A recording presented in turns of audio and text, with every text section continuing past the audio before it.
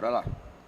Muito boa noite, pessoal. Sejam bem-vindos ao primeiro Mavcast aqui no canal da TV Mave. Estamos aqui iniciando agora com nossos co-hosters Diego Ferreira e Eduardo Henrique. Estamos aqui também com o nosso convidado especial, um apóstolo, um pastor, um advogado, Flávio Braga. Obrigado. É um prazer imenso estar aqui com você, Heitor, e com toda essa equipe do Mavcast. Você poderia se apresentar, Eduardo, Diego? Fiquem à vontade, tá, gente? É um prazer todo nosso receber o senhor aqui, né? Inclusive na sua igreja.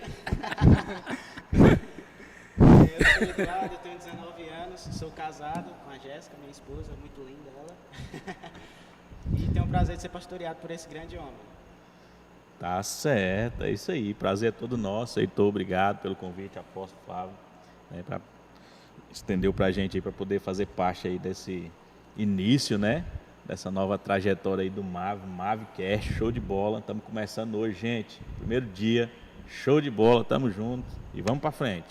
E pessoal, também não se esqueçam de seguir a gente no Instagram, @mave.1212, e também se inscreve no canal, deixa o like, compartilha e ativa o sininho para você estar ligado em todas as nossas transmissões, cultos, redes jovens e muito mais. E dando início aqui agora com o nosso entrevistado Flávio Braga. Pastor, eu queria fazer uma pergunta para você. Você pode contar um pouco como é que é a sua história no meio do cristão, na política, a sua história estudantil? Se apresentar, fica à vontade, tá? Ok. Bem, eu sou o Flávio Braga, né?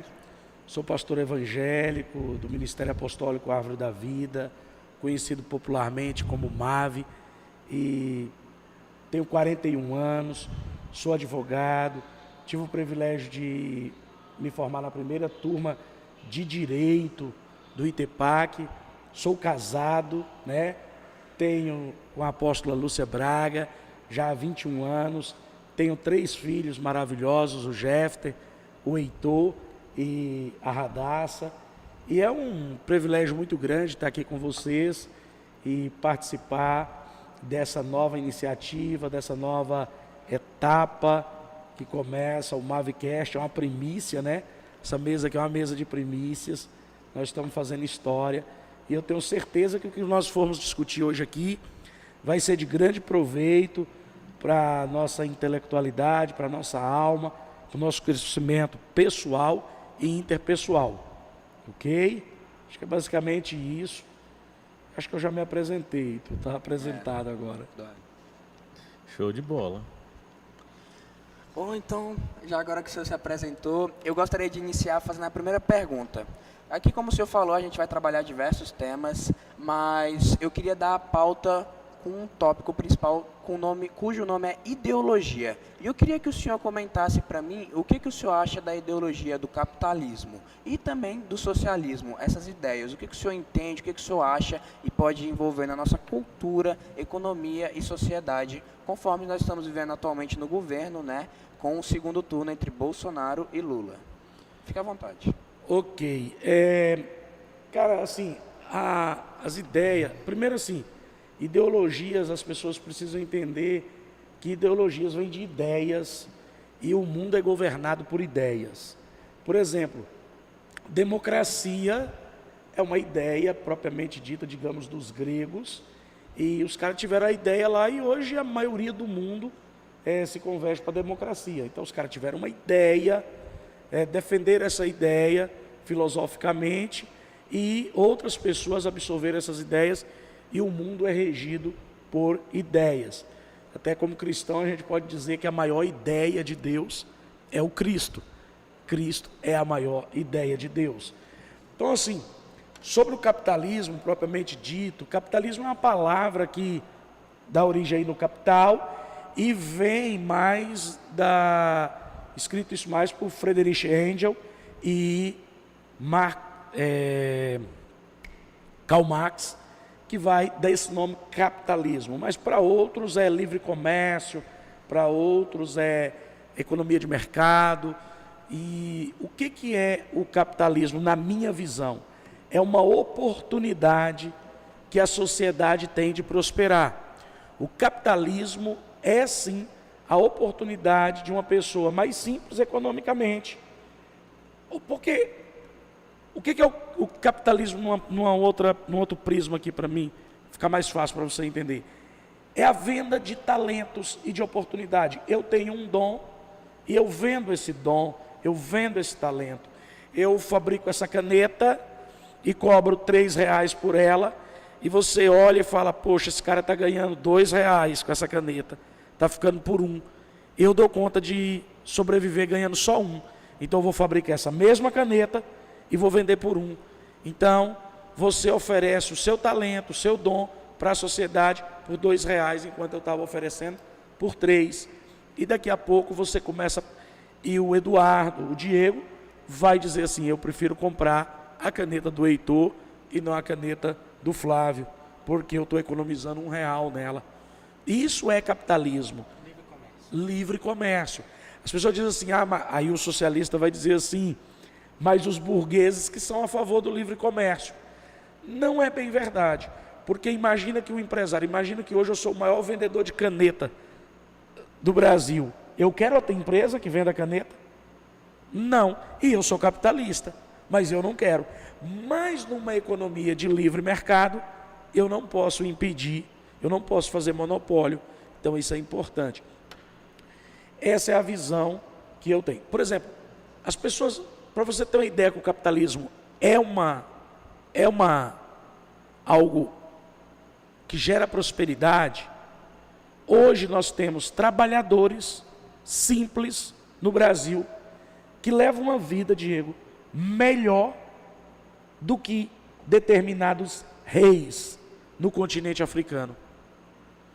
Por quê? Porque o cara não tem um mercado livre lá de capital aberto para ele poder desenvolver e gerar sua prosperidade. Então ele é um rei, ele é uma autoridade maior do que um trabalhador, um servidor público de Araguaína. Sim, ele tem um status, mas ele não tem prosperidade, ele não tem uma água quente para ele banhar, ele não tem um ar-condicionado, ele não tem um celular, ele não tem um computador, ele não tem uma bicicleta, ele não é livre. E hoje aqui um trabalhador tem essa vida, aí você fala, por que esse cara tem? Por causa do capitalismo. Se não fosse o capitalismo, o cara não tinha, ele não ia desenvolver riqueza. Já a ideia de socialismo, o mundo, ele tem esses experimentos, né? Socialismo e capitalismo. Não é possível dizer que ninguém experimentou um capitalismo extremo. E ninguém pode dizer que viveu um socialismo também extremo. Mas tudo que a sociedade andou na direção do socialismo, a gente viu que é negativo. Se você olha, muitas mortes, muita pobreza, muita miséria, tudo que nós, como sociedade, avançamos na linha do socialismo, trouxe malefícios. Tudo que nós avançamos no aspecto do capitalismo, trouxe prosperidade. É perfeito? Não, tem defeito. Até porque é um princípio. Não tem como homens imperfeitos terem criações perfeitas. Então, esse é o princípio da falibilidade humana. O senhor, na sua visão, acha que a liberdade de expressão é importante para a sociedade? O que o senhor acha de regulamentar as mídias como o socialismo ele prega? Cara, olha, há quem defenda que a liberdade é maior do que a vida. Por quê? Porque tem muita gente que prefere morrer do que perder a liberdade. Muitas lutas históricas foi por causa da liberdade. Olha, regulação de mídia é papel de ditador. Regular mídia, regular jornais, regular imprensa. Mas tem fake news. Sempre existiu fake news, sempre tem alguém mentindo. A sociedade é que tem que ter capacidade de absorver e selecionar os conteúdos mais honestos possíveis. Mas assim, gerar esse boicote é uma tragédia para a democracia. Uma democracia sem liberdade de expressão não é democracia. Um país que faz a marcha da maconha, liberdade pela maconha, vai proibir alguém de se expressar e dizer o que pensa? Não pode. Então assim, é totalmente antagônico regular as mídias, regular meio de comunicação, a livre comunicação, o direito de livre expressão é fundamental para consolidar a democracia. Em apóstolo, o senhor acha que essa visão, conforme o senhor está falando aí, até o Heitor comentou sobre essa questão de regulação, até mesmo de ditadura, uma forma ditatória para resolver as coisas. Não, vou fazer dessa forma que eu quero fazer. Isso puxa para um lado assim, meio que de extremista. O senhor acha que isso é uma ideologia extremista? O senhor acredita nessa tese? Eu acredito sim, Diego, que o cara, quando ele vai para essa linha, ele não tem capacidade de aguentar a crítica. Porque se eu não quero que ninguém fale, é porque eu não quero ser criticado. Então eu vou para um extremo. Proibir as pessoas de falarem o que pensa. E aí, poxa, se ninguém pode falar o que pensa, então eu fico mais confortável para tomar minhas decisões. Eu estou falando a título de governo, né? A título de governo. E eu posso fazer bem o que eu quero, porque ninguém... Exemplo disso, vou dar um exemplo. Nós temos hoje na Venezuela famílias comendo animais domésticos. Comendo não, porque já até acabou esses animais. E isso também é até uma certa forma de terrorismo, né? Também não deixa porque de ser causar um terror. Na verdade, um extremista ele é um forte candidato a ser um terrorista. Essa é a grande Talvez, realidade. Eu vou até conceituar um negócio aqui que eu nunca vi nem ninguém falar e você está levantando a bola e eu acho que é interessante falar. Tirar a liberdade de expressão é um ato de terror. É uma forma de terrorismo. É uma forma de terrorismo. Exatamente. Porque assim, as pessoas querem classificar terrorismo, um exemplo, o homem-bomba, né, o cara que... Não, eu classifico terrorismo mais a fundo, entendeu? O exemplo, o senhor citou... Pode ser porque o que acontece? Ele gera um terror na pessoa. Justamente. Eu não posso falar. Eu penso, mas eu não posso falar. Lacra. Essa lacração, isso não existe. Isso aí você pega qualquer ditadura, e principalmente as socialistas, comunistas, qualquer ditadura, ela vai controlar os meios de comunicação. Por quê? Porque ela só quer que chegue aquela informação para os ouvintes. Então, se você pegar hoje, o que está acontecendo na Coreia do Norte? Só é a mídia nacional que fala. Você não tem um cara lá com Instagram, você não tem um cara lá com Facebook, você não tem um cara lá divulgando o que está acontecendo. Essa é uma das propostas do governo contrário ao Bolsonaro, né? O PT. Regulamentação das mídias. Na verdade, ele já falou isso em alguns podcasts, em algumas Inclusive, já entrevistas. está censurando algumas postagens que ligam ele por exemplo, a Nicarágua. Tudo que liga ele já entra na justiça para censurar, para mandar derrubar a conta. Mas aí nós temos que separar uma coisa. Ele já falou isso, né? Mas quem está fazendo isso é o judiciário. Hoje, quem está fazendo isso com maior propriedade é o judiciário. Ele não pode fazer porque ele não está no governo, mas ele faz o pedido e o judiciário acata. Então, assim, é uma tragédia isso para a democracia. Como candidatos, por exemplo, já estão fazendo isso, imagina eleito. Estamos debaixo de ameaça. Estamos debaixo de um perigo enorme. Não foi tão fácil escolher um lado, né, pastor? Eu diria que sim. Eu diria que a pessoa que raciocinar de uma forma muito simples, ele vai entender. Por exemplo, você falando de lado, você pega, por exemplo, o atual presidente, Diego e Heitor, e os ouvintes que estão nos acompanhando. Esse cara é chamado de genocida. Genocida. Talvez seja a pior palavra que se pode dizer a uma pessoa, que é uma pessoa que mata dezenas e centenas de pessoas por etnias, por raça, por cor, de pele, seja lá o que for. E ele mata de uma forma, como é que eu diria, astronômica. Um nazista. Né? Exatamente. E aí você vem e você coloca, quem que esse cara matou? Qual o jornalista que ele impediu de falar dele, de xingar ele, de falar, quem é que foi perseguido? Qual o jornalista que teve o seu direito de exercer o jornalismo foi casado? Qual o site que o governo federal bloqueou? Não existe. Ele ouve todo mundo, permite, inclusive ele é aconselhado por muitos orientadores, não deixar repórteres de esquerda perguntar a ele. E ele deixa, aceita as afrontas, enfrenta. Então assim, isso é liberdade. É você ir para o fronte e deixar a pessoa expressar a opinião dela independentemente se eu concordo ou não concordo. É, lógico, desde que respeite, porque a sua liberdade não pode invadir a minha liberdade, né? Então tem um limite. Né? Mas é isso aí. Show de bola. Apóstolo, na sua definição, como que o senhor classifica esquerda e direita? O que o senhor entende por isso? Como que o senhor classifica isso aí? Mas hoje, se nós andarmos, nunca no Brasil, desde 2018, praticamente ninguém discutia direita, esquerda, e ninguém falava isso.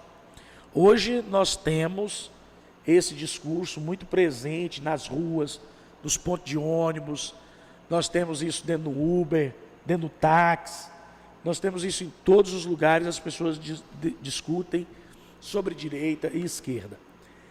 O conceito, na verdade, ele é muito mais profundo. E o que, na verdade, nós aprendemos lá no ensino médio, ou no nosso sexto ano, quinto ano, sobre a Revolução Francesa, nós aprendemos que tinha ali os jacobinos e gerondinos, que estavam jacobinos à esquerda, gerondino à direita, e uns defendiam a classe trabalhadora e outros defendiam a burguesia. Cara, mas assim, e isso foi pregado para nós, e todos nós acreditamos nisso. E dizemos daí que nasceu o conceito de direita, ou a direita defende aqueles mais abastados. Cara, não tem nada a ver. Na verdade, parece que estava tudo do mesmo lado, né, no processo, né? Na verdade, estava todo mundo do mesmo lado, porque todo mundo tinha um ideal revolucionário. Todo mundo queria derrubar o rei da França, porque entendia que o rei da França estava fazendo gastos, só que uma parte entendia que dava para preservar o Estado, dava para preservar mais coisas, conservar mais, e já tinha uma ala mais radical, mas todos queriam depor o governo. Na verdade, ali, se a gente pegar na íntegra, todos já eram de esquerda, já tinha o ideal revolucionário, né? Que não é algo que a direita propriamente prega, o conservadorismo prega. Meio que sem saber, eles já tinham uma mente esquerdizada, né? É porque os caras seguiam Rousseau, um filósofo que pregava isso, já ensinava isso, né? E Rousseau já batia nessa tecla dessa questão, e eles vinham acompanhando as teses, era um grande filósofo da época, e que influenciavam. Então eles já tinham esse alinhamento nessa direção.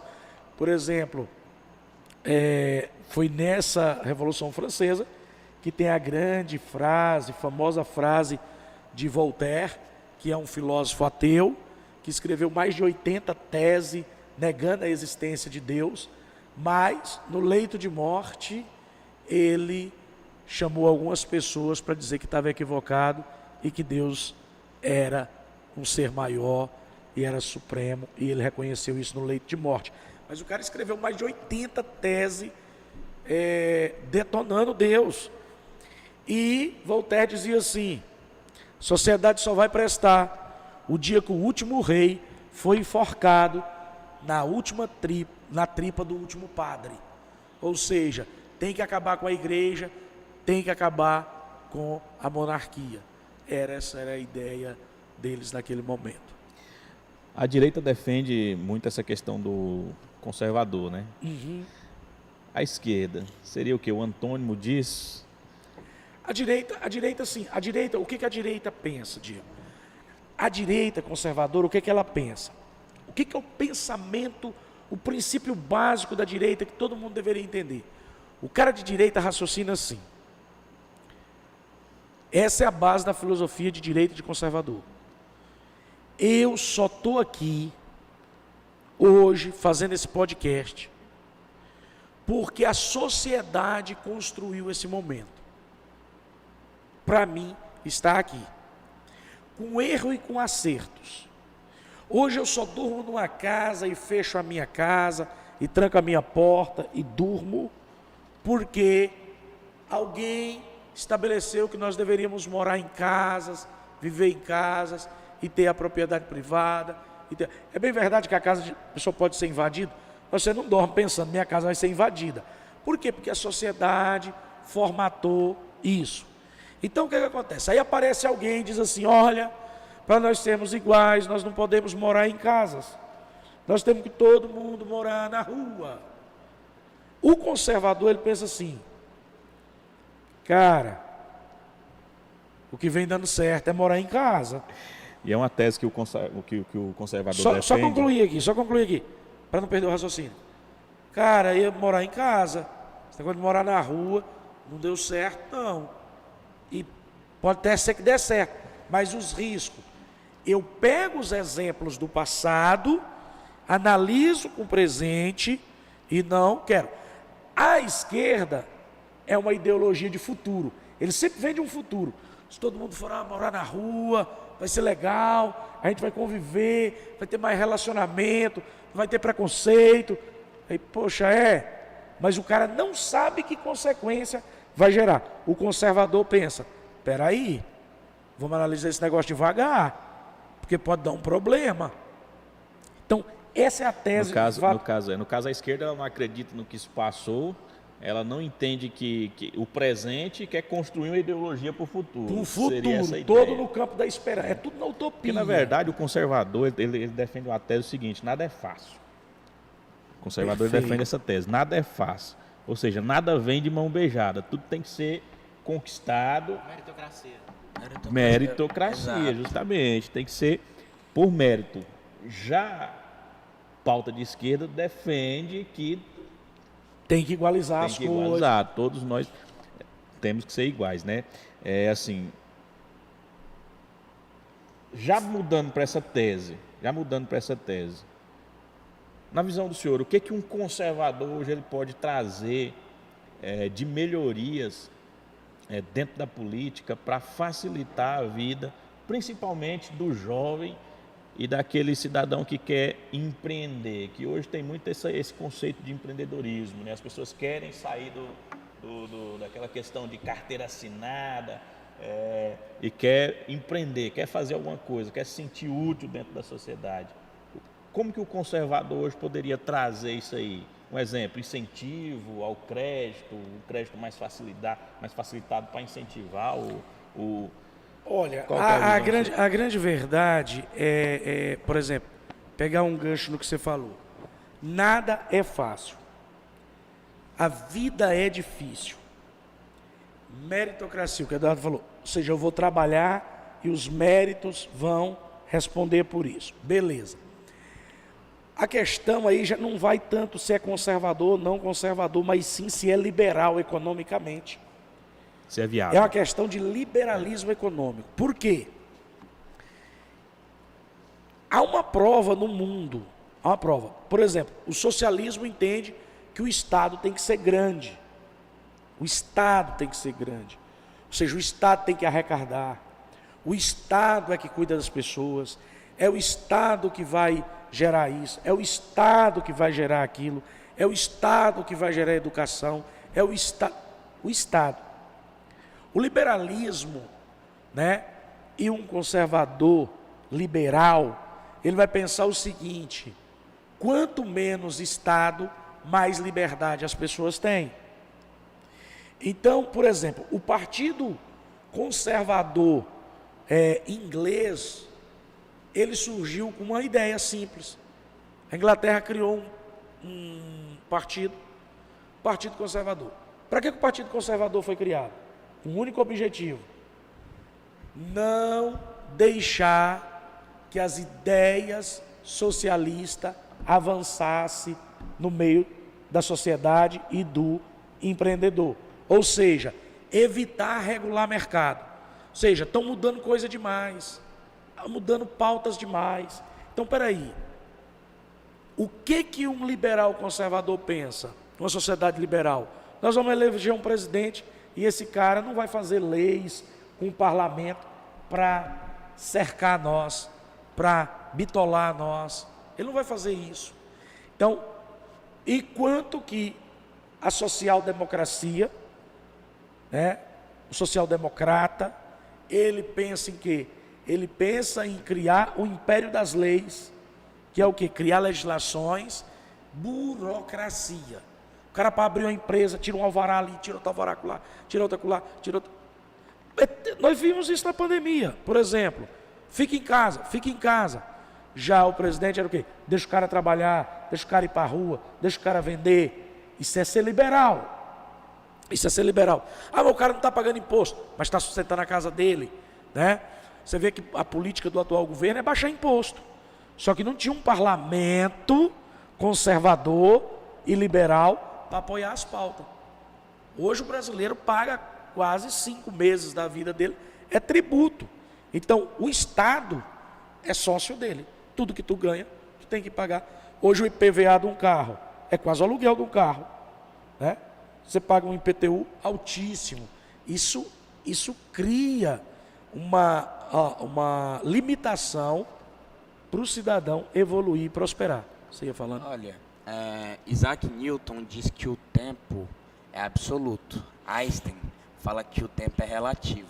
E Karl Marx, ele diz que o tempo é feito pelo capitalista para se vender relógios.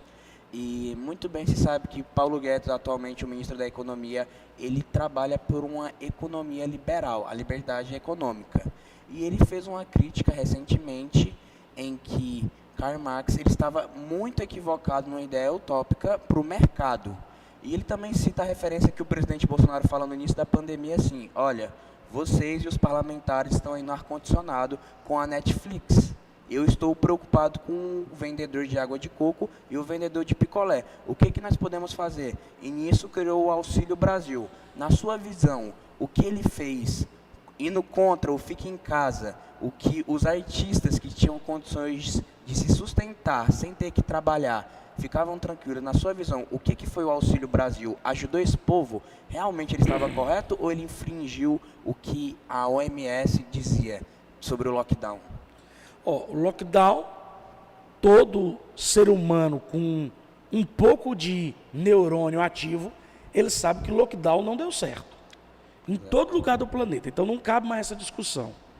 Segundo, fique em casa, tudo bem quem pode ficar em casa. Por exemplo, recentemente, na entrevista durante o debate no primeiro turno, uma jornalista da Globo diz assim, você sabe que nós falamos, fique em casa, se puder. É mentira, não teve se puder. Era fique em casa, fique em casa. E aí, como que fica em casa? Tem cidadão que ele precisa sair de casa. O Brasil tem uma realidade de pessoas que saem de casa, Heitor, e ele trabalha o dia todo para ele passar no final do dia no mercado, comprar um pouco de arroz, um pouco de feijão, uns 4, 5 ovos, entendeu? Encostar numa farmácia, comprar não uma caixa de remédio, não uma cartela de remédio para o pai, para a mãe, ou para ele, ou para a esposa, por exemplo, de pressão alta, alguma coisa, não uma caixa, alguns comprimidos, ele paga, me dá 2 comprimidos aí, quanto que é? Aí ele paga os 2 comprimidos, compra um pouquinho de ovo, ele é um diarista. Como é que esse cara fica em casa? Ele vai comer hoje. Amanhã, se não tiver serviço para ele, depois da manhã, ele é diarista. Então, eu pego esse cara e mando ele ficar em casa. E ele vai comer o que amanhã? A família dele vai comer o que amanhã? Então, assim, na verdade, a postura do presidente deveria ter sido a postura do Brasil.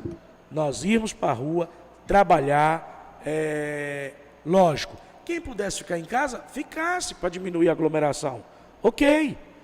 Usasse máscara, ok, tudo bem. Mas impedir as pessoas de trabalhar, lacrar a pessoa em casa, é só você olhar a filosofia que ela é contra a liberdade. É simples.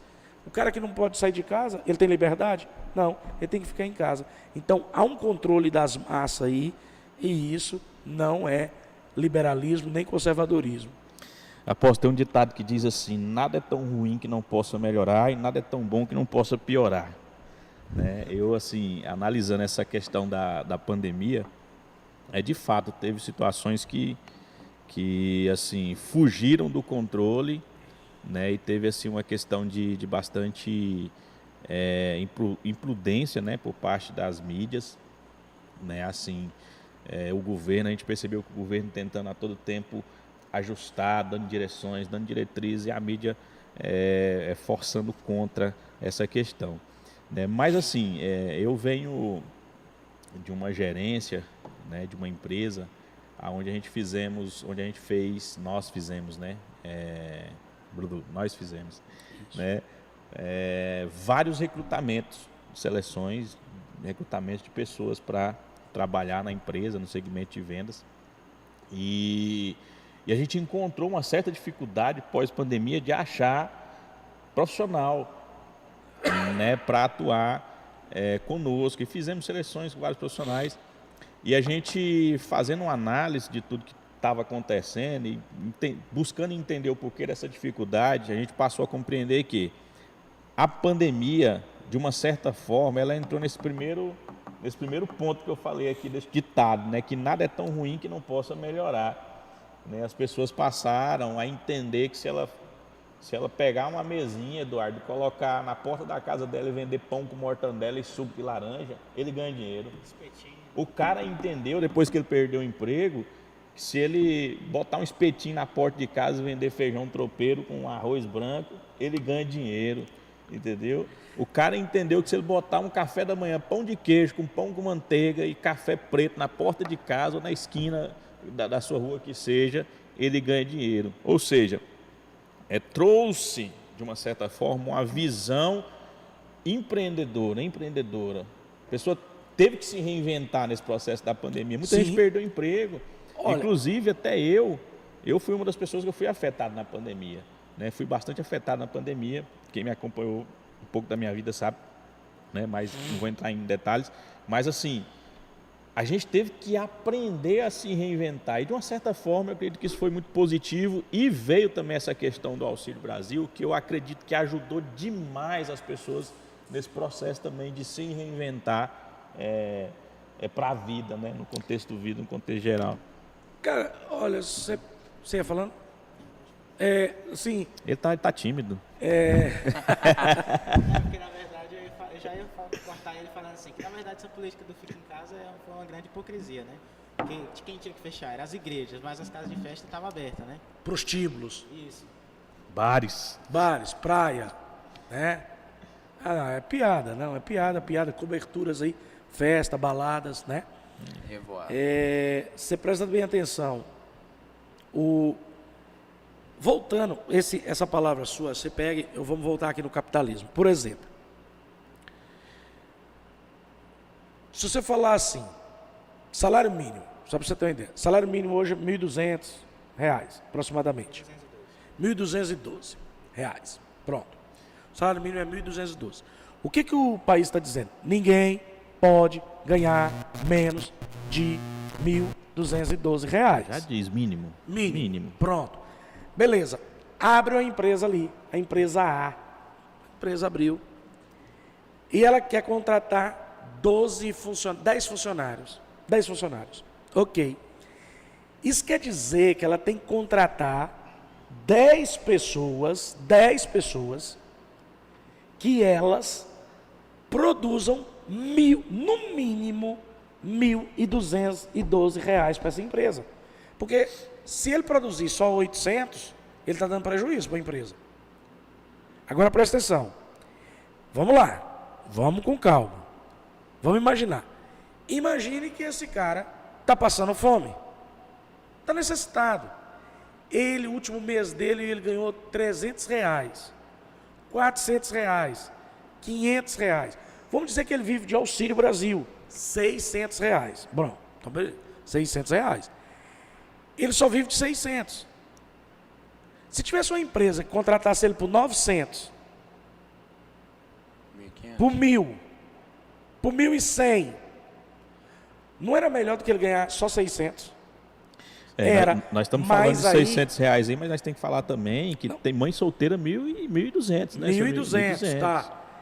O Auxílio Brasil prosperou pessoas aí, né? Salvou pessoas de viver uma vida... E diferente do Bolsa Família, que se você começasse a trabalhar, você perdia, ele ainda é mantido. Então, exatamente. Se você tá trabalhando no Auxílio Brasil, e Bolsa Família ia num teto de 180, né? De 80 a 180. Hoje é 600. E no caso das mulheres que têm filhos, 1.200. Então, ou seja, é o Auxílio Brasil, não sei nem se o nome deveria ser Auxílio Brasil, talvez podia até mudar, né? Prospera Brasil, uma coisa mais ou menos assim. Salva a O pátria. cara, As pessoas podem até pegar esse valor e reinvestir, né? Comprar uma carne, vender um espetinho. exatamente. Aí você presta bem atenção. Os caras vão e faz uma amputação e não permite que aquela pessoa desenvolva uma atividade. Mas a pandemia fez isso, como você disse. Ela trouxe a pessoa de um comodismo para se reinventar. Tem gente também que estava ganhando só 1.200 na empresa. A empresa demitiu ele e agora ele está ganhando 3.000 vendendo espetinho, vendendo pastel. Ou seja, peraí, eu posso viver os benefícios do capitalismo não como apenas vendendo o meu talento daquela forma que aquela empresa tem, mas eu tenho outros talentos que me geram mais receita e eu vou pôr ele em prática e a minha família vai ser mais abençoada. E aí é uma questão de atitude, né? De agir. Nada é fácil, a vida é difícil, então tem que ir para cima. Basicamente isso. O discurso da esquerda é muito bonito, né, na teoria. E falando sobre o salário mínimo, é muito pouco o salário mínimo, mas como a pandemia também afetou muitas as grandes e pequenas empresas. Por exemplo, é muito bonito o discurso que a esquerda prega, por exemplo, que um salário de uma pessoa mínimo tem que ser R$2.000.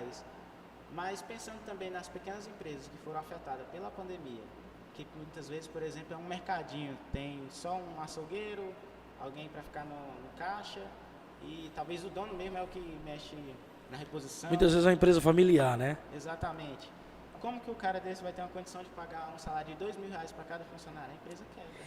E detalhe, esse salário, Eduardo, não é só pro funcionário. Você paga para o funcionário, você recolhe INSS, Previdência Social, entendeu?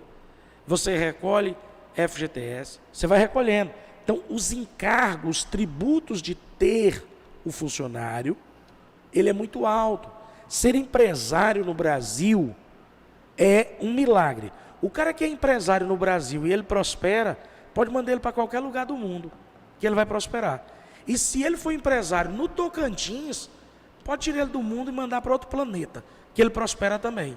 Porque o Tocantins, a carga tributária ainda é maior do que os outros estados do Brasil. E tem muitas empresas que estão passando já por uma reformulação. Eu tenho falado isso para muita gente. Eu falo assim, olha, as empresas entenderam que não necessariamente ela precisa ter um funcionário CLT registrado, né? As empresas hoje estão migrando para o seguinte, olha, você quer trabalhar comigo, eu tenho oportunidade, mas você vai abrir o seu MEI, né? Você vai receber X valor, como se fosse um terceirizado, você vai receber X valor por isso, né? Que dicas de passagem, tem empresas aí que pagam ótimas comissões aí, né? Mas você que vai contribuir com o seu imposto, é você que vai arcar com a sua vida pessoal. Então, assim, acaba que tira essa responsabilidade também do empresário e joga essa responsabilidade também em cima da pessoa para que ela... Isso é o que a gente chama de autorresponsabilidade. Autorresponsabilidade. Entendeu? Então, assim, as empresas estão migrando para esse processo agora. Muitas empresas estão migrando para esse processo agora. E eu acredito que, num futuro não muito distante, isso vai ser uma realidade quase que unânime. Cara, é simples. Vamos lá. Vamos pegar aqui uma coisa simples. É só raciocinar por lógica. Você conhece algum trabalhador, já viu falar de algum trabalhador norte-americano CLT? Que quer sair dos Estados Unidos para vir trabalhar no Brasil, porque ele quer ter seguro-desemprego, ele quer ter previdência social. Não, eu vou para o Brasil, porque lá eu vou aposentar lá. Tem alguém que quer vir? Lá o cara não tem isso. E por que o cara não quer vir? E por que nós aqui que temos tudo isso, o cara quer ir embora daqui para lá? Então, se esse monte de garantias fosse de fato benefício, como vendem na propaganda que é benefício, se de fato fosse, tinha americano vindo para o Brasil e não brasileiro lutando, igual quantas vezes tem brasileiro que passa pelo México, né, que os chacais levam, pessoas que é levado por criminosos até, porque ele tem um sonho de entrar nos Estados Unidos para prosperar. E vai lá, tem CLT? Não tem CLT, mas tem livre mercado, tem oportunidades. Quer trabalhar, meu chapa? Aqui eu pago tanto. Se trabalha muito, ganha muito. Trabalha pouco, ganha pouco. Se a nossa tese tivesse correta do modelo brasileiro que vem se arrastando, nós estava lotado aqui de americano. Não, é porque eu quero 13º. Não, porque eu quero seguro-desemprego. Não, porque eu quero um plano de seguridade social. Não. É nós que queremos ir para lá. Então isso quer dizer que o modelo de lá é melhor do que o modelo de cá. É simples o raciocínio, é por lógica. Então, esse é o caminho. O caminho é liberar a economia, o caminho é estimular, surgir novos empresários, surgir novas startups, surgir novos homens de negócio dos business e crescer, e crescer, e crescer. Esse é o papel, esse é o que deve ser estimulado. Mas o que acontece? Nós fomos tão esquerdizados com a figura do Estado, porque a esquerda propriamente dita, ela tem uma linha ateísta, mas ela tem uma deidade, ela tem uma divindade. Quem é a divindade dela? O Estado. Qual é o Deus do comunismo? O Estado. O Estado. Então, peraí, aí você vai ver, estuda meu filho e passa num concurso. Estuda meu filho e passa num concurso. Estuda meu filho e arruma um emprego. De onde vem essa ideia de trabalhar no Estado? Que trabalhar no Estado é bom, que o Estado dá garantias. De onde vem ela? De uma filosofia esquerdizada. Entendeu? Gera uma estabilidade. O cara, a pessoa tem essa quantos consciência. pais dizem, meu filho, eu quero que você estude, eu quero que você se forme para você ser um grande empresário, você vai ser um gerador de riqueza. Não, meu filho, passa no concurso, só trabalha até sexta, descansa sábado, domingo, feriado, férias, 13º. É ruim? Não é ruim, é bom. É bom, mas por que nós não temos essa mentalidade, pai rico, pai pobre, de prosperidade, de pôr os filhos para sonhar com alguma... limitado, né? Não, mas a nossa educação financeira, nós fomos doutrinados para pensar que trabalhar para o Estado é melhor. Você pode ir em todos os municípios pequenos, maioria, e até nos grandes também, você vai ver o tanto de pessoas que são contratadas pela prefeitura, pelo governo do Estado. As pessoas querem. Aí, se não, é que ele vai para uma empresa. Porque lá na empresa... Eu defendo a tese o seguinte, que eu acredito que o ensino médio tem que adotar uma matéria voltada justamente para essa questão, o ensino de empreendedorismo ou eu financeiro. já penso um pouco diferente de você. Eu acho que isso tem que começar de criança. É nas primeiras séries. Mas como é que o cara vai ser empreendedor? Ele não sabe nem a tabuada? Como é que ele vai dar troco? Como é que ele vai vender? Como é que ele vai... Educação financeira. Ele precisa de educação financeira, ele precisa saber o que é poupar, o que é investir, o que é gastar. Mas não, as nossas escolas estão preocupadas em ensinar isso? Ideologia de gênero. Ideologia de gênero. Nós queremos ensinar o quê? Não, você não nasceu menino. Você nasceu o que você quiser ser. Por favor. Não é todos, é todes. Por favor. A gramática nossa o cara não está dominando. Aí agora você vai inventar uma linguagem neutra. Isso é um absurdo. E a esquerda, ela prega essa força no Estado, né? E assim, eu particularmente acompanhando e sendo estudante, eu estou vendo essa nova evolução nos ensino médios com a disciplina de projeto de vida ou mundo do trabalho, que pauta um pouco desse empreendedorismo. E até nas escolas fundamentais estão entrando essa pauta também na matéria de empreendedorismo. Entretanto, ainda não chegou no Estado e são em escolas que estimulam a trabalhar, escolas que estimulam o capitalismo, como por exemplo o sistema FIES, que a esquerda é contrária disso. Então, essa liberdade econômica, até que a direita prega isso de ensinar os caminhos que a pessoa pode ter para adquirir uma forma de ter uma renda, né? Uma riqueza, sem depender do Estado. Exato. Isso aí é a reforma do ensino médio, que ocorreu, acho que 2017, 2016, 2017, já no governo Temer, né? E foi implementado em algumas escolas. E assim, a esquerda prega que, tipo assim, restaurantes, bares tem que respeitar, tem que falar dudes, menine, mas professor falando ideologia de gênero. Mas se você for num restaurante, vem cá, a pessoa que é cega, ela tem libras para ela? Se a pessoa ela for surda, tem uma pessoa que vai acompanhar ela? Essa inclusão social realmente existe ou é só falácia? Porque se uma pessoa é cadeirante, vai ter uma entrada para ela de forma acessível? Muitos dos lugares públicos não tem isso, mas você tem que ir lá e falar: olá, bem-vinde. Então, a inclusão social que a esquerda prega é realmente existente? O cadeirante ele tem acessibilidade nos restaurantes, nos bares, nos lugares, no comércio? Ou é só um discurso, na sua opinião? É só uma narrativa. É só uma narrativa, é só um discurso. Porque se tivesse mesmo querendo incluir, se a gente tivesse preocupado mesmo com inclusão social, por exemplo, nós vimos agora, há poucos dias, o ex-presidiário dizendo o seguinte,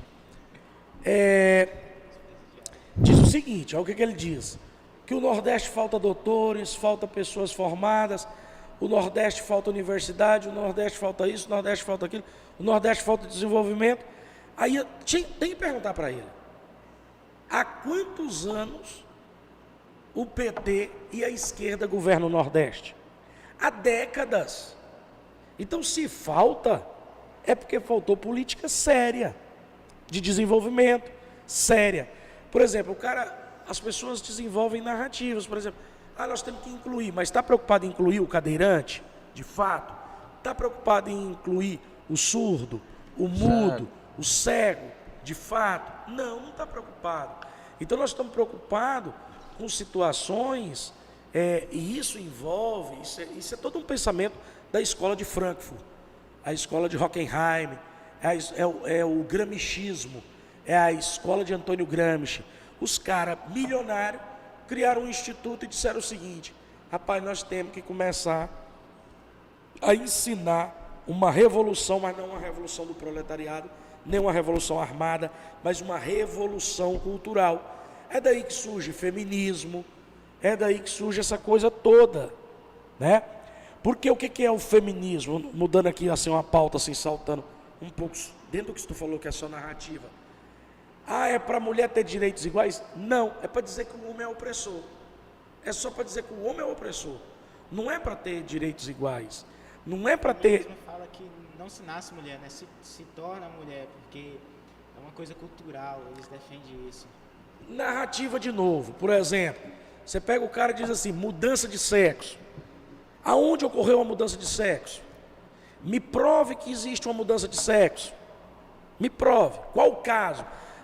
Tem fulano, tem Beltrano. Não tem. O cara não mudou o sexo. Respeite a ciência. Então, para respeitar a ciência, é uma narrativa. Então, vamos respeitar a ciência. A ciência diz que um ser humano nasce com 23 pares de cromossomos. 22 é autossômico. O 23º é o cromossomo sexual.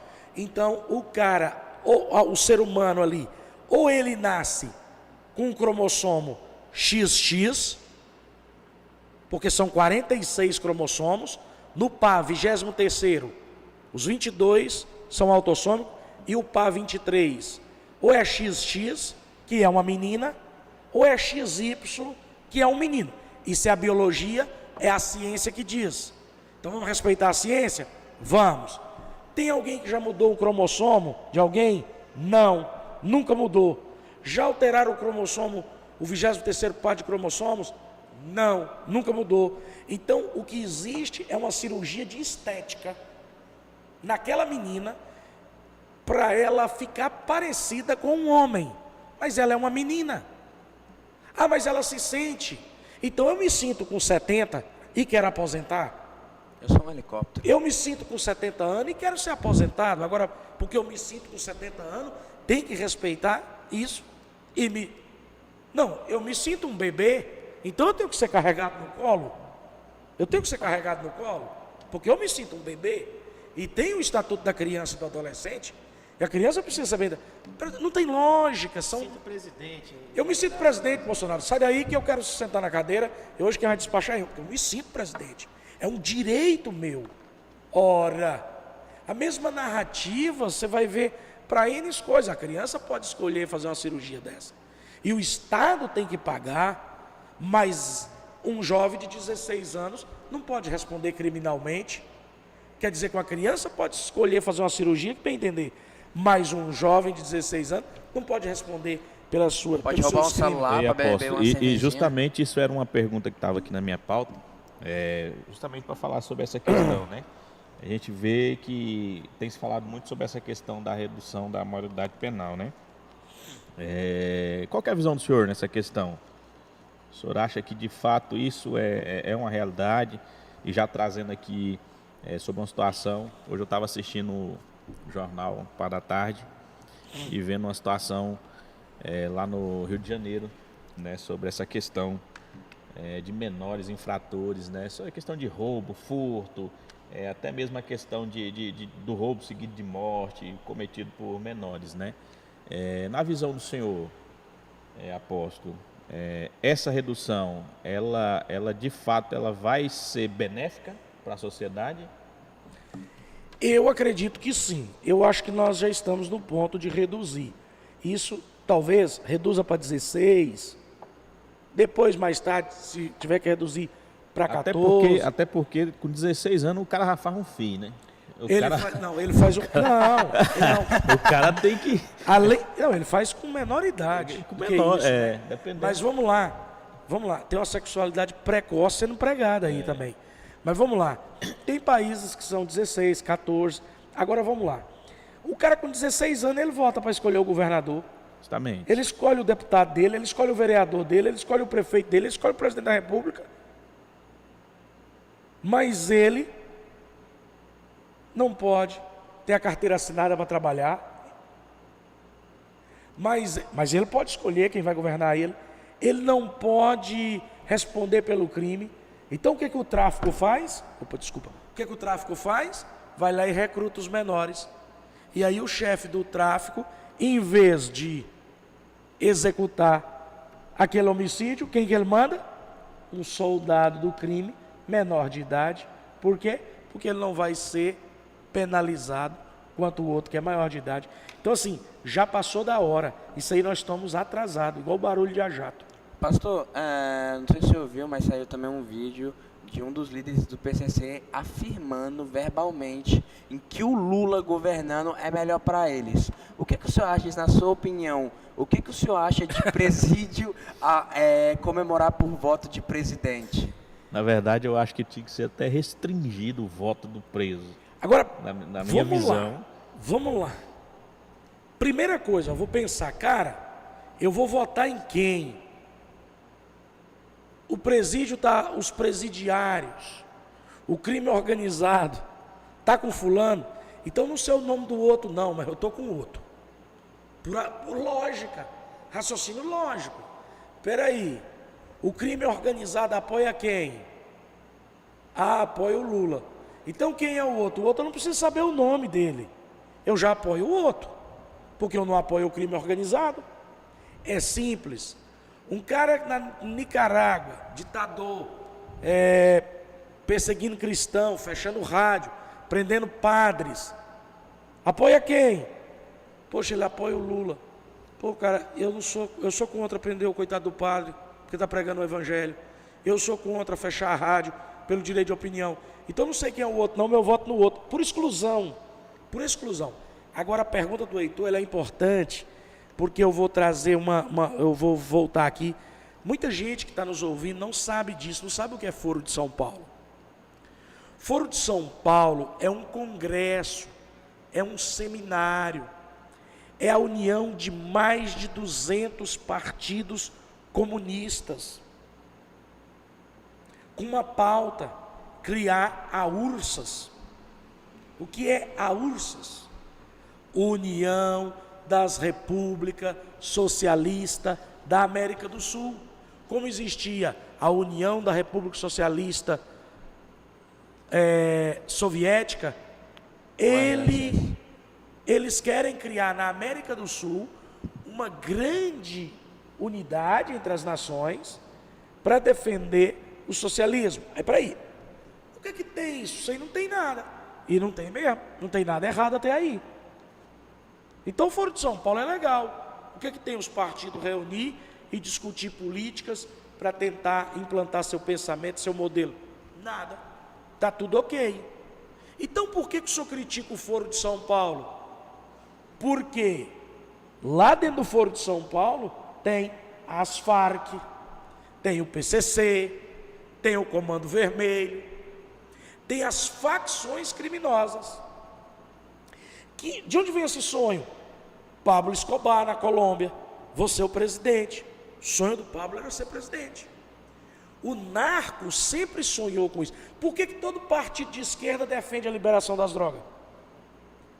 Porque hoje, talvez seria a mercadoria de maior valor econômico a ser vendida. Legalizar hoje as drogas seria assim uma coisa avassaladora do ponto de vista de mercado financeiro. Por que que eles querem controlar o Brasil? Por que que dizem que o agro é fascista? Para que seja plantado o quê? Tóxico. Então, qual é o problema do Foro de São Paulo, Eduardo? O problema do Foro de São Paulo é que várias organizações criminosas estão lá dentro discutindo. O Lula, em 2015, acho que 2 de julho de 2015, eu não tenho certeza da data, então eu posso falhar na data aqui, ele disse que tomou várias decisões de governo, conversando com os amigos do Foro de São Paulo. Quem era? Hugo Chávez, Castro, os Castros de Cuba, e o seu Manuel, chefe das Farc, que é a grande fornecedora do PCC e do Comando Vermelho. Fernandinho Beiramar, quando foi preso na Colômbia, isso está em processo. O Fernandinho Beiramar disse o seguinte: eu trago armas do Líbano, troco por cocaína na Colômbia com as Farc e levo para o Brasil. Aí o cara das Farc, Forças Armadas Revolucionárias da Colômbia, inclusive tem até político no Tocantins que tem parente ligado a esses movimentos. Mas aí você pega e o cara confessa que as Farc é que fornecia 200 toneladas de cocaína para fornecer para o Brasil. O Lula é amigo desses caras. É crime. Por quê? Porque você tem um partido que é legal e você tem aqui a facção criminosa que é ilegal. Então você tem um submundo regendo os partidos. Então o que os partidos fazem? Eles são servos desse esquema de narcotráfico. É grave. E assim, você pode analisar que o presidiário hoje ele é colocado como uma população, né? É a população carcerária.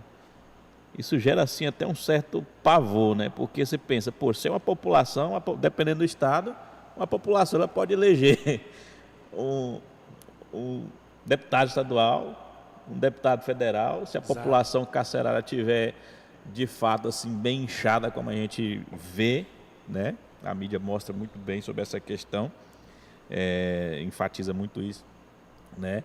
Isso é preocupante, de fato, isso é preocupante, né?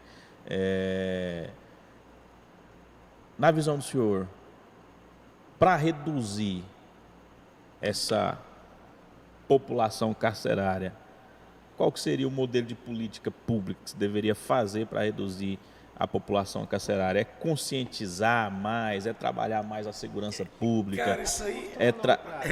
Não, a gente pode pensar a curto, médio e longo, né? Assim, trabalhar mais a questão do policiamento, buscar trazer a mídia para conscientizar. Primeira coisa que eu acho é que investir na escola, no jovem. Primeira coisa que a pessoa tem que pensar como um governante a nível de nação é que isso aí, entenda bem o que eu quero dizer, presta atenção, não o crime, a população carcerária.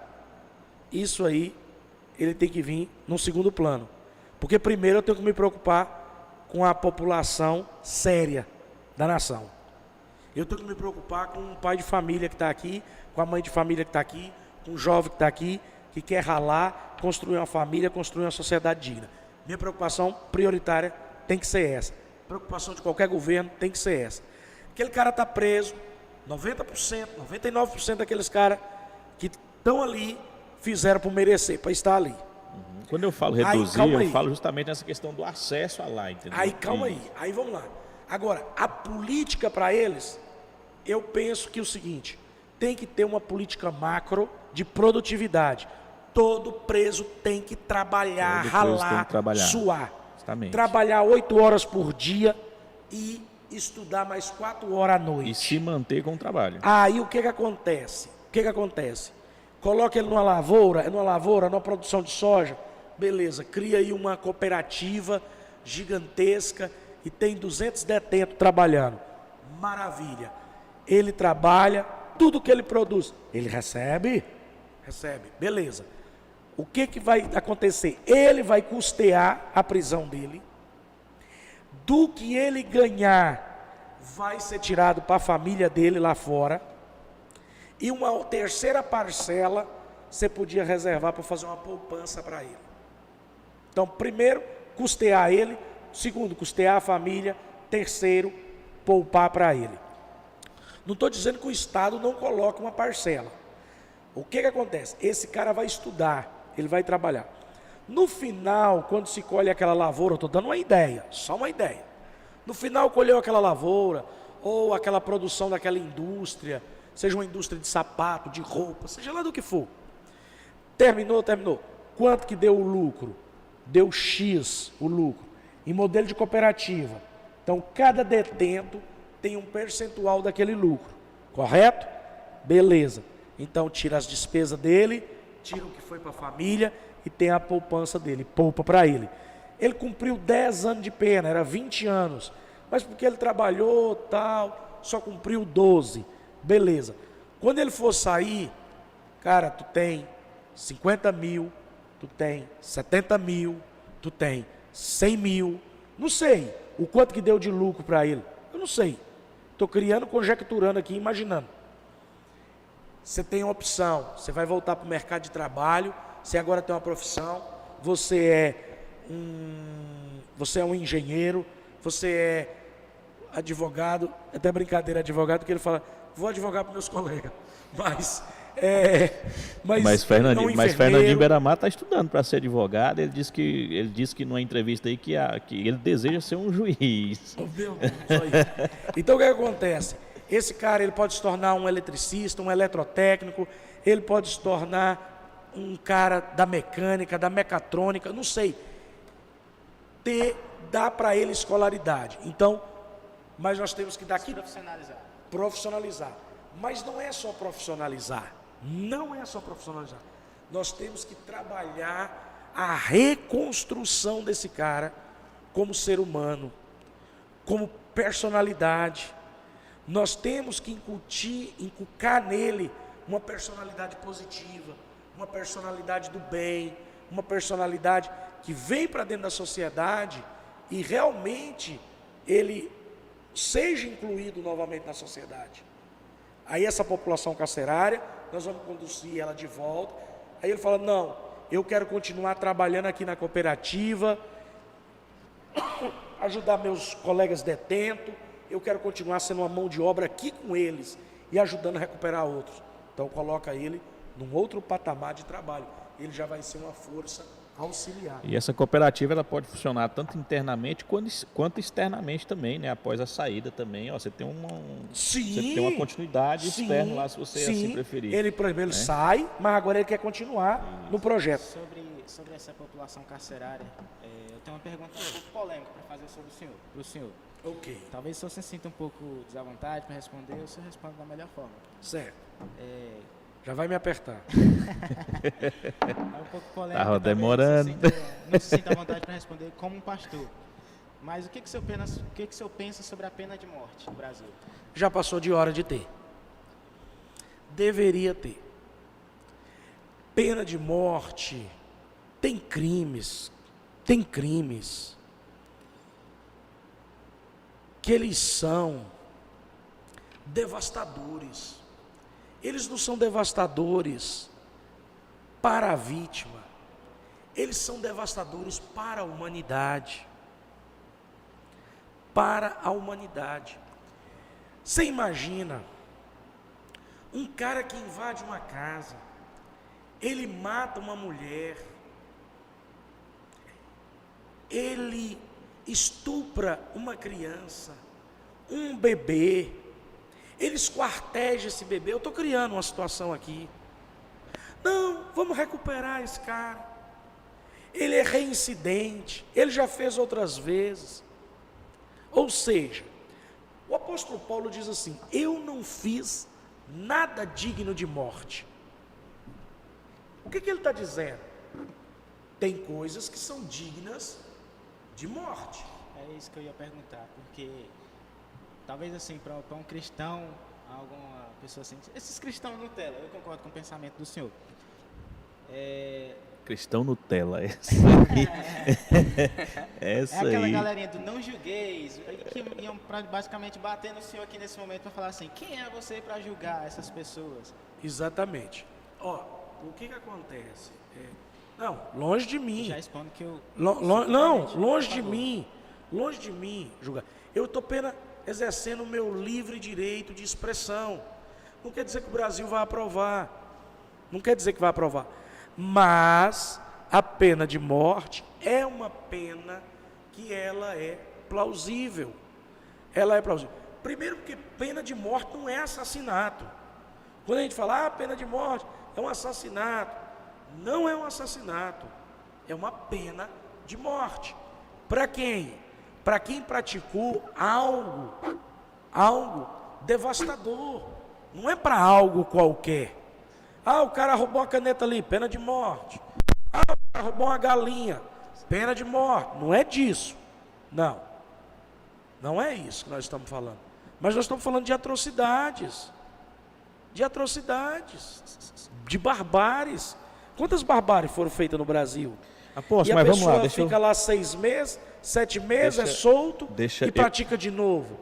Um dos problemas da população carcerária é a impunibilidade. Justamente, O cara vai lá, ele não cumpre a pena, ele sai, aí entra a turma dos direitos humanos. E a turma dos direitos humanos vem atrás da família da vítima?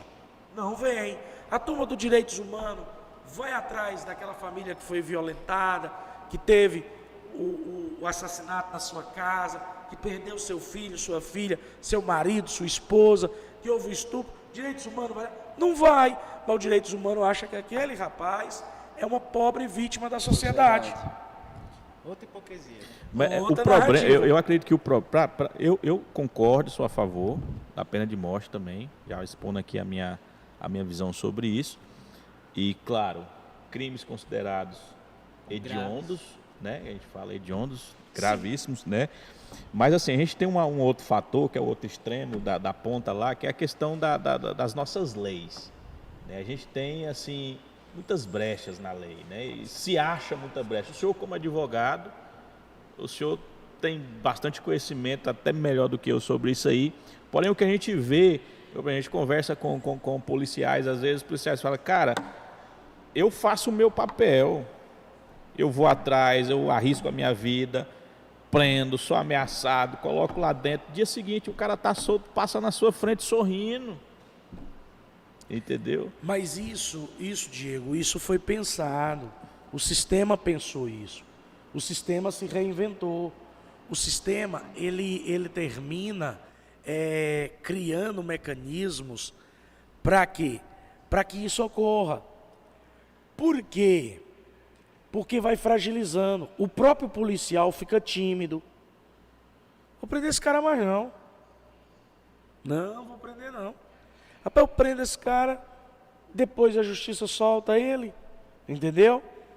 Então assim, existe uma narrativa, e aí essa narrativa foi construída dentro das faculdades, foi trabalhada dentro das faculdades, são trabalhadas dentro das pós-graduações, são trabalhadas dentro dos mestrados, dentro dos doutorados, são trabalhados dentro de muitas mentes que são formadores de opinião, para que o nosso judiciário se comporte assim, o Ministério Público se comporte assim.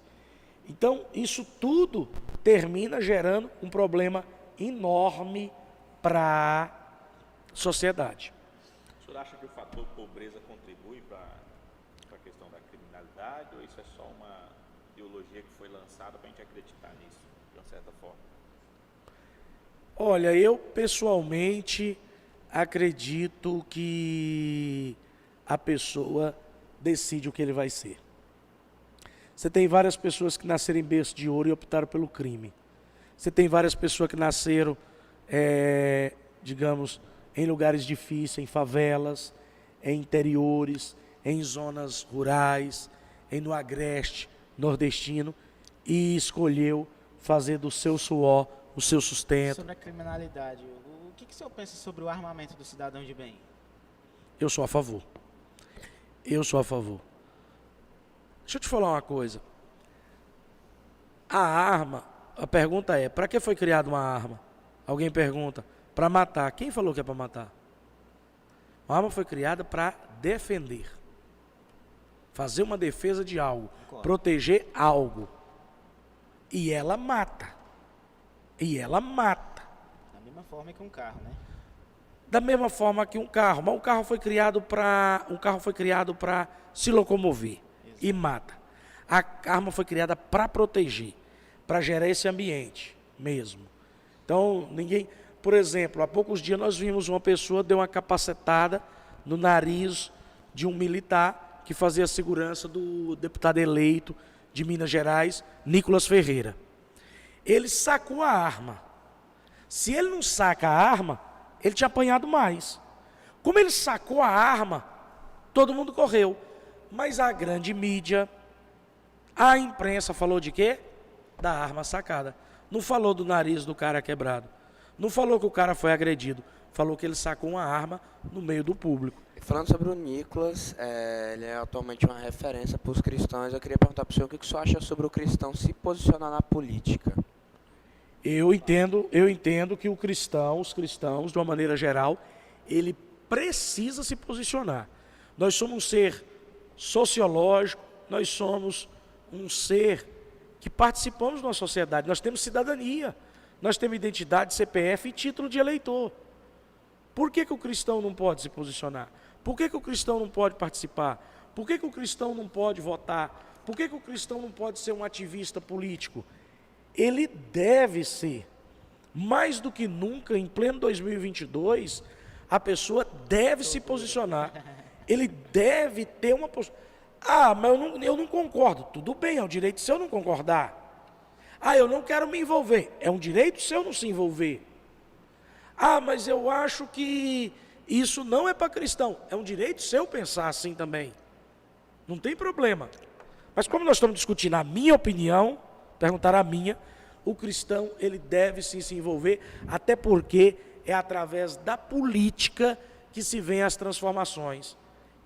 A política é o meio pelo... Apesar que eu não acredito num Estado grande, eu acredito num Estado pequeno, num Estado liberal, mas o que o Estado, o que a política deve fazer? Facilitar a vida da sociedade. Facilitar a vida... Né? E quem não concorda... E quem não concorda com o cristão se posicionar, aí o cristão depois fica, não vamos posicionar não, porque isso aí não é coisa de crente. Aí depois não pode reclamar da censura, da falta de poder pregar Jesus. Cara, e aí, quem não luta hoje para não censurar isso, não pode reclamar amanhã. Porque acontece isso muito nas ditaduras lá na Arábia Saudita e por aí vai. Eu vi uma frase esses dias, fale de política hoje para poder pregar o evangelho amanhã. Eu achei interessante isso. Fale de política hoje para poder pregar o evangelho amanhã. Por quê? Porque a censura tem sido latente nos países ditatoriais. Mas uma coisa que você colocou aí agora, qual foi a sua pergunta? Se o cristão... que se o cristão achar pode... que ele não deve se posicionar, depois não pode reclamar da censura com o nome de Jesus.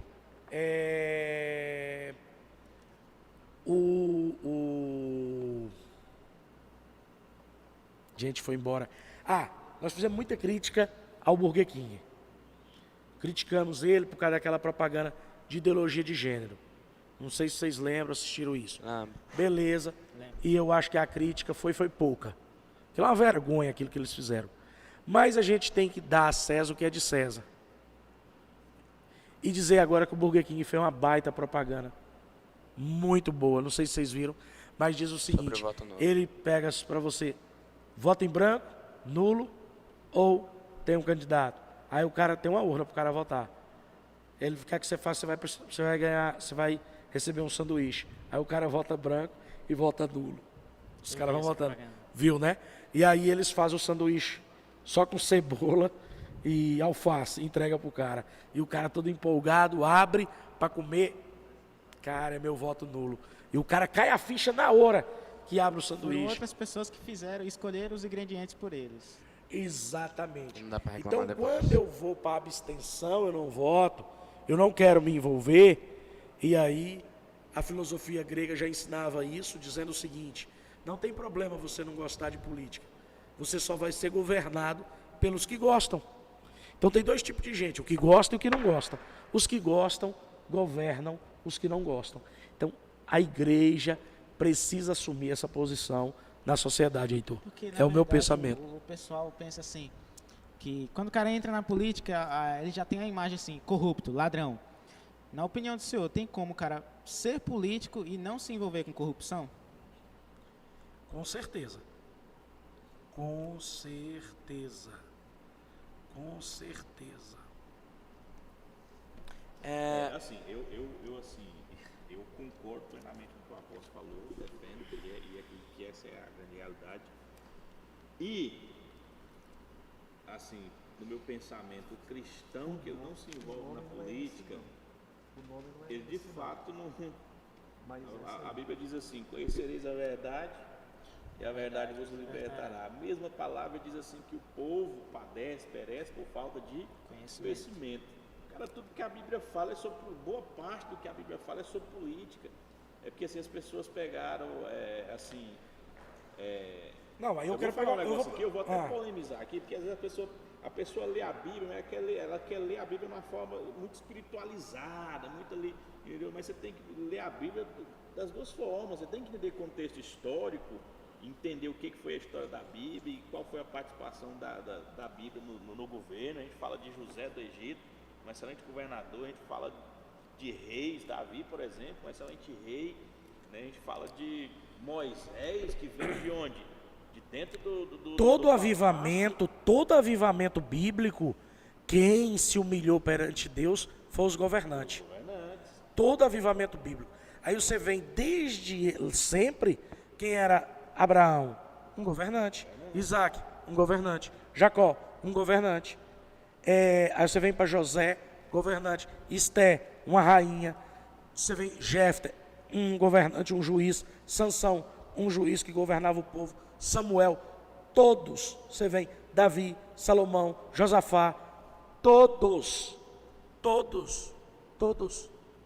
Entendeu? Por exemplo, Paulo ali no Sinédrio, ele decidia os destinos do povo judeu, era o Sinédrio que decidia. Se era o Sinédrio que decidia, eles tinham um papel de governo.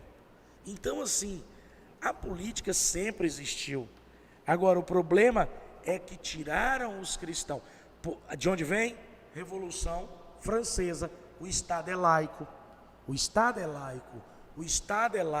A igreja tem que se afastar da política. A igreja tem que se distanciar da política. Ok. O Brasil, o Estado é laico. Mas o brasileiro não é laico.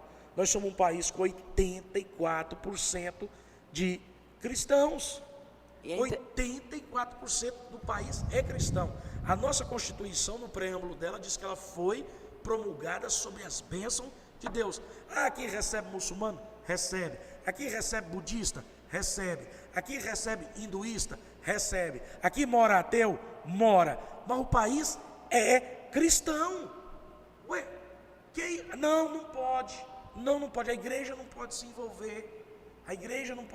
Tem que afastar. Igreja e política não pode se misturar. A igreja é a representante de Deus na terra. É a representante de Jesus na terra. Ele deixou a igreja. Aí, não, vamos afastar a igreja do Estado. Não vamos misturar. Não vamos misturar. Aí tiraram isso. Hoje nas escolas não tem o que mais? Bíblia. Não pode ter Bíblia. Não pode ter Bíblia. Se alguém for falar de Bíblia nas escolas, em muitas escolas ele é criticado. Ele é, como é que eles fizeram isso? Retrógrado. Isso é retrógrado. Isso é retrógrado. Isso é atrasado. E bateram nessa tecla. E aí muitos cristãos ficam intimidados. Eu quero aproveitar essa oportunidade aqui para você que está me ouvindo nesse podcast, aqui mais especificamente no Mavicast, você jovem, você adolescente, se posicione. Não tenha medo de se posicionar politicamente. A maioria hoje dos professores, você tem uma grande parte dos professores esquerdizado. Eu vi um áudio esses dias de um professor dizendo, o aluno falando sobre a questão de armar o cidadão, o pai de família, e o professor falou assim: quem é o pai de família? Ele falou: a vítima do celular que está sendo assaltado. Aí o professor na sala de aula falou assim: e o assaltante não é um pai de família, o assaltante não é um cidadão. Então eu posso roubar de alguém e falar, é meu, o problema é seu. Aí ele falou assim: mas eu estou falando de um trabalhador. O aluno falou. O Alexandre Garcia pôs isso nas redes sociais dele. O jornalista Alexandre Garcia. Aí o professor responde assim: o ladrão está fazendo o trabalho dele. O trabalho dele é roubar. O trabalho dele é roubar. Daqui a pouco assina a carteira dele. Cara, então o Lula fez bem o dele. Agora sim. Profissão, ladrão. Agora tu presta atenção. Não, eu não sei. Eu, sinceramente, Diego, eu não sei o que é pior. Se é o cara ter na carteira dele que é ladrão, ou o cara ter na carteira dele que ele é professor e fala um absurdo desse dentro da sala de aula. Eu não sei o que é mais vergonhoso. Eu falo: não, qual é a tua profissão? Eu sou ladrão. Talvez seja até mais bonito do que ser um professor desse.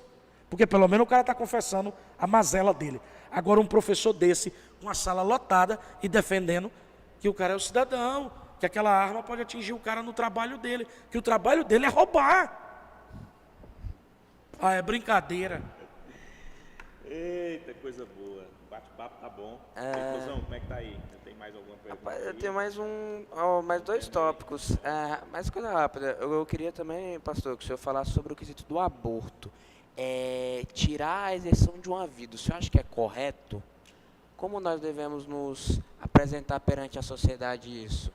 Porque a esquerda prega que aborto não é religião, aborto não é vida, aborto é questão de saúde. Tirar a vida de alguém é saúde? O que é isso na sua visão?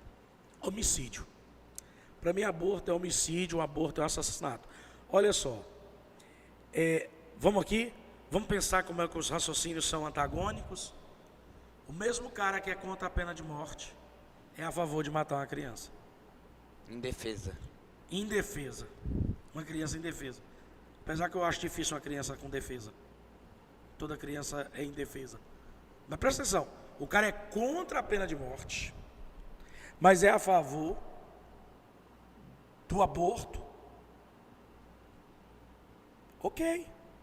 Esse mesmo pessoal disse assim: meu corpo, minhas regras. Mas e por que se o meu corpo é minhas regras, por que eu sou obrigado a tomar a vacina? Antagônico, é contraditório. Se o meu corpo é minhas regras, então eu tomo a vacina se eu achar que devo tomar. Se eu acho que não devo, estou falando de vacina de Covid. Por exemplo, você está vendo a mídia falar, você já viu a mídia, a grande mídia falar para levar as crianças para tomar a vacina contra a poliomielite? Viu? Não viu. Por que não? Porque não é interessante. Não estão preocupados em defender criança. Eles queriam massacrar um governo com narrativas. Então, sou contra o aborto. É lógico que há casos que cabe discussão. É lógico. Mas eu parto da premissa de contra o aborto. Todo cristão deveria ser contra, né? Cara, o maior dom de Deus, a vida, né? o maior dom de Deus, E o a senhor vida. também, né, que é pai de 3 filhos, sendo uma delas menina. É sobre essa ideia que a esquerda como que é a palavra? Ela colocou como uma pauta cultural sobre o banheiro ser algo unissex. Ou seja, eu posso ter uma filha de 5 anos, ela pode ir lá, utilizar o banheiro e pode ter um marmanjo de 40 anos lá do lado dela olhando. O senhor acha que isso é correto? Que pode introduzir isso culturalmente? Isso é um absurdo. Isso é uma violência contra a criança, isso é uma violência contra a mulher, isso é uma violência em todos os aspectos da cultura.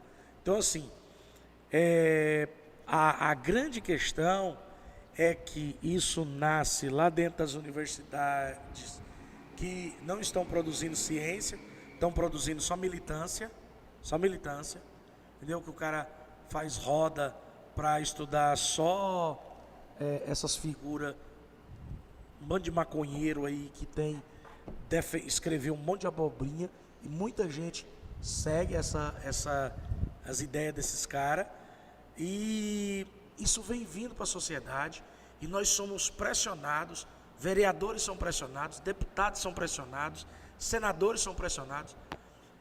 Para quê? Para avançar nessas pautas. Daí precisa ter o conservador para manter as coisas conservadas nos padrões de moralidade.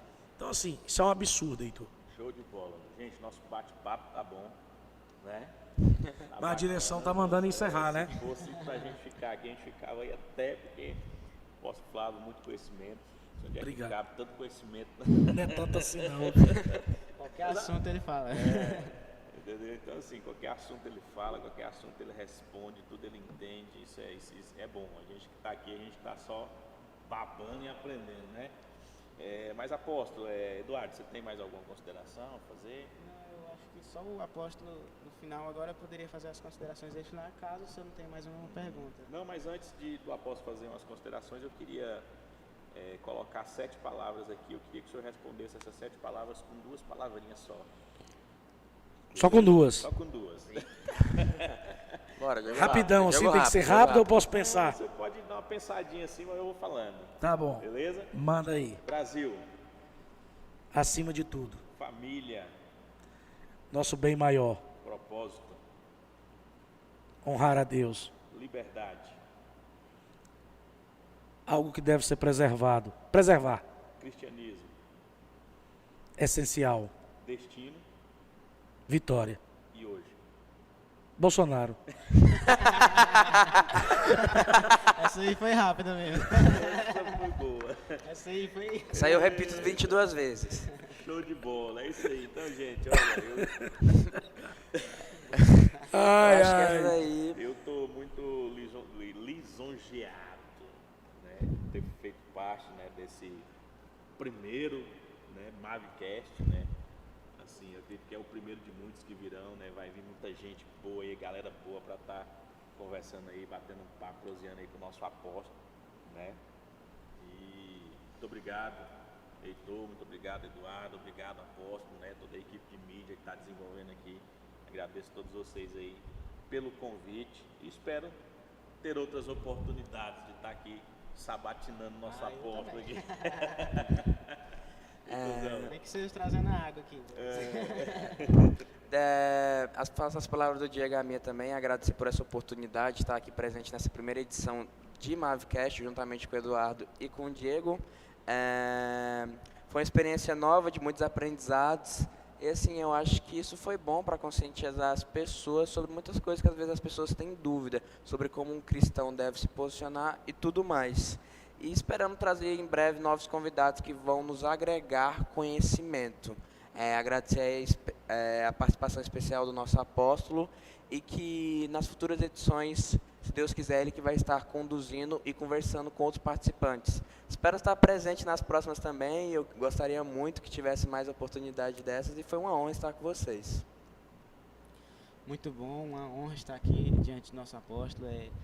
Se me fizesse uma pergunta hoje assim, Eduardo, se não tivesse Bolsonaro, se o Bolsonaro fosse presidente, para tu, quem seria o melhor para representar a nossa nação? Eu falei, o apóstolo Flávio Braga. Para mim era ele. Mas Ai, ai, obrigado. É isso aí, meu pastor. Para mim, o senhor é o maior referencial em relação a isso. É um dos referenciais em relação a isso e também é o que nos motiva, nós como igreja, a nos aprofundarmos mais nesse assunto de política, que o cristão e a política, na verdade, né?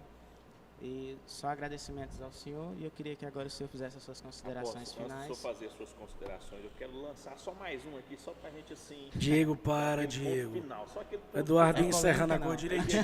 Vamos lá, o senhor já responde, já O Diego tá finaliza. encerrando, o Eduardo Vamos tá lá. encerrando tudo. Vamos lá, essa aqui, Alguém corta o essa microfone aqui- do Diego. Vai, essa finaliza. essa aqui é pra nós cutucar mesmo. O que o Tocantins perdeu com a não candidatura do senhor ao Senado? Um conservador que ia lutar por Deus, pátria, família e liberdade, para ver o Tocantins na rota da prosperidade, alinhado com as pautas do nosso presidente. Futuramente podemos ver novamente? O sonho não morreu, Ainda o sonho temos fé. continua. Então, é isso, pessoal. Ah, perdão. Pode finalizar. Finaliza. Tá bom, fica tranquilo. Não, eu quero agradecer vocês por terem participado. Foi muito satisfatório. Eu estou satisfeito com a desenvoltura de vocês. Espero eu ter correspondido às expectativas.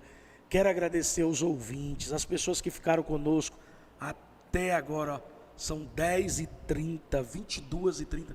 Não sei porquê, mas é 22. Não sei porque esse negócio de 22. Mas são 22h30. Podia ter terminado 22h22. Agradecer a equipe de mídia, agradecer os discípulos. Eu acredito que hoje nós estamos dando um pequeno passo de uma grande jornada de entrevistas. Acredito que vocês vão estar aqui no Mavcast sendo entrevistado. Acredito que vocês também vão entrevistar outras pessoas aqui. Eu vou estar fazendo isso, mas isso não quer dizer que vocês não vão poder estar aqui também, tanto me auxiliando ou até substituindo e entrevistando outras pessoas. Nós temos muito a fazer para o reino de Deus e colaborar com Araguaína, com Tocantins e com o Brasil. Beijo no coração de todos. Parabéns à equipe de mídia, ao Antônio, pela dedicação e toda a sua equipe nessa transmissão. Foi top!